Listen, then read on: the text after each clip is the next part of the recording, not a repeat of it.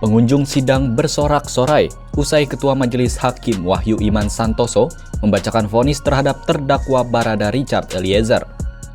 Dalam kasus ini, Hakim menjatuhkan vonis 1 tahun 6 bulan penjara terhadap Richard. Suasana ruang sidang yang hening seketika dipenuhi riuh pengunjung.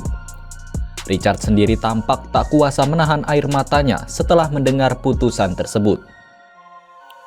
Petugas Lembaga Perlindungan Saksi dan Korban tiba-tiba mengepung Richard yang masih duduk di bangku terdakwa. Keempat petugas LPSK tampak berada di belakang Richard, menahan kursi dan pagar pembatas yang dipenuhi pengunjung. Sesaat setelah sidang ditutup, keempat petugas LPSK itu bergegas menghampiri Richard yang tengah berdiri dan memberikan hormat kepada majelis hakim. Richard langsung dikepung dan dibawa keluar ruang sidang, diikuti oleh tim kuasa hukum dan aparat kepolisian. Sementara keriuhan masih terus menggema di dalam maupun luar ruang sidang.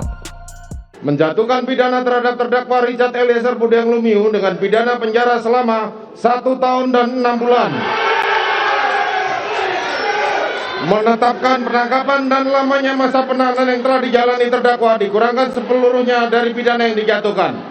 Menetapkan terdakwa tetap berada dalam tahanan. Menetapkan terdakwa sebagai saksi pelaku yang bekerja sama atau justice kolaborator.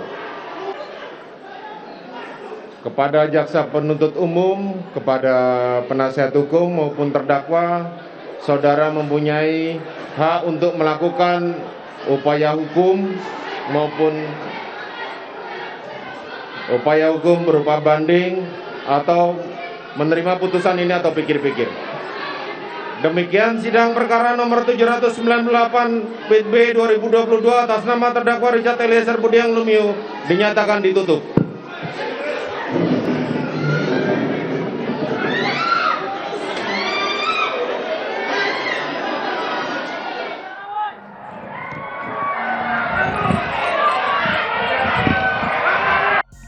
Vonis 1 tahun 6 bulan yang dijatuhkan oleh hakim jauh lebih ringan dari tuntutan jaksa penuntut umum, yakni 12 tahun penjara.